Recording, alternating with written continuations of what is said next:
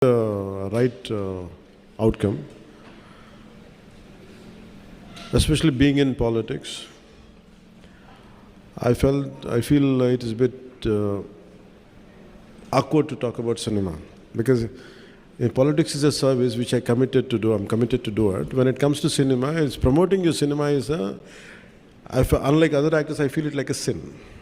My job is to do to play my role well, to make sure things are good while doing itself.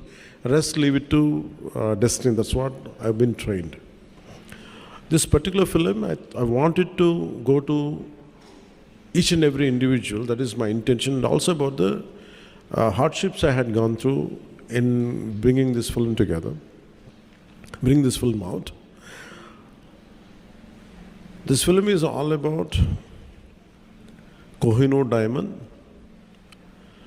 Kohinoor diamond has been found in one of our mines from Kolluru, which is 60 to 70 kilometers from where we are sitting today. The origin of Kolluru diamond, the Kohinoor diamond, is from state of Andhra Pradesh, 60 to 70 kilometers from the place where we are sitting right now. And how Quli Qutub Shah took it. We reached Quli Qutub Shah. From Quli Qutub Shah it went to Mughals. And I know from Mughals where it went to, now it is in London. So when the director Krish came to me in 2018-19, I think, he said, what if Kohinoor diamond, when it is during the Aurangzeb era, when he was ruling, what if someone from Kolluru or this part of India goes all the way to Delhi and steals that Kohinoor diamond right from Peacock Throne? And I find it that I like the high concept. It's an impossible task. Aurangzeb is a very tyrannical ruler. Under his tyranny, entire country is suffering. Let it be jizya, let it be, if you look at the entire script, when they narrated to me, 2-3 things really got pointed out. The one is the exploitation of resources. And second is cultural invasion. Third is how people stood out against the tyranny. And all three are very relevant even now. So I felt good about committing for this film, doing this film. And sometimes we have to understand the history because history keeps on repeating itself. So I felt that part has to be taken. I want this film to reach out as much as it should. Because the one major part of the film is about jizya. For being a Hindu, you have to pay tax.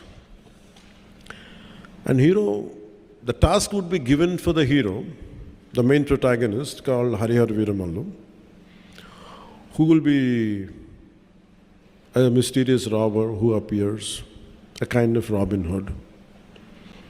And he will be given the task to make sure by Quli Qutub Shah, this is not about Hindus versus Muslims.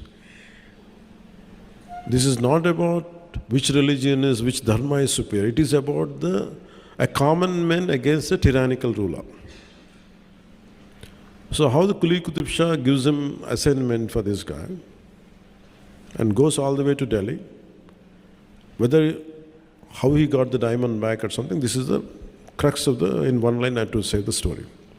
The first part, though it is a 4.5-hour screenplay, so finally as we are making the film, we have understood it would take too long.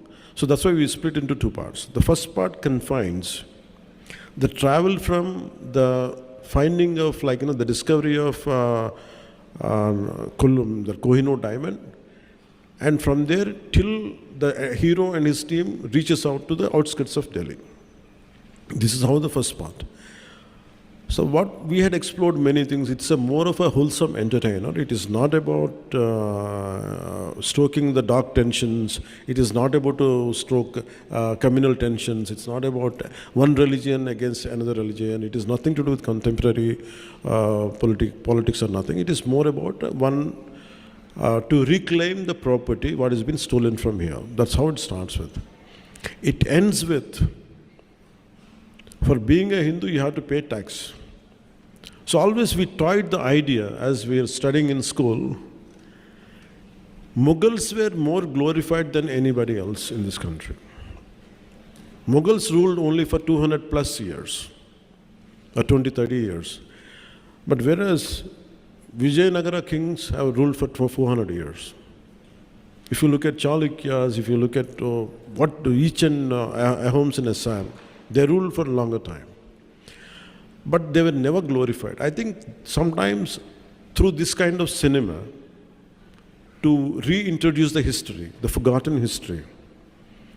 And all the crimes of Aurangzeb had been whitewashed. And that part will be also explored in the film. And I feel this is a film which would reach out to that part, to undo, sometimes you want to go back into the history, to undo that part. Gatanloki velli,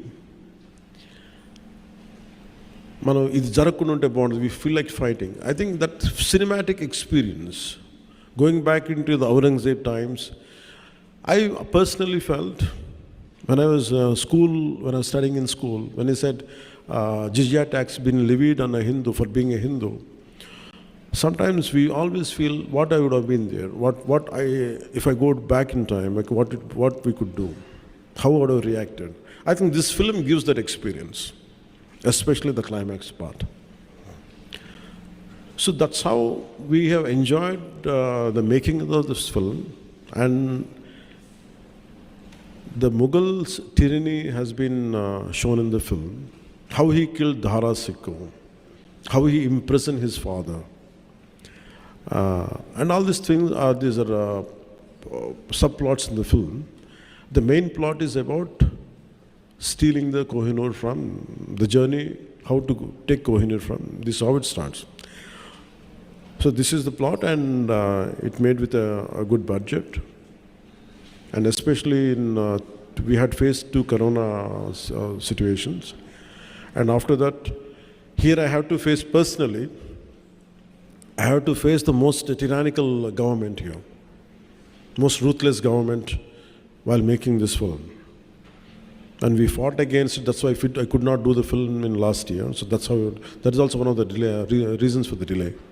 And finally, when I became the Deputy Chief Minister, I didn't have time, but only once in every morning, after 6 months, after I taken charge as Deputy Chief Minister, morning from 7 to 9 and sometimes late night from 9 to 11, when all my official duties are over, I had dedicated certain few hours and I had finished the film. I think we did our best. We had given our best. I think I seek all your support and I seek all your, the message should go. And this is a wholesome entertainer, and whatever you wanted to ask few questions, I would like to take it. I'm glad.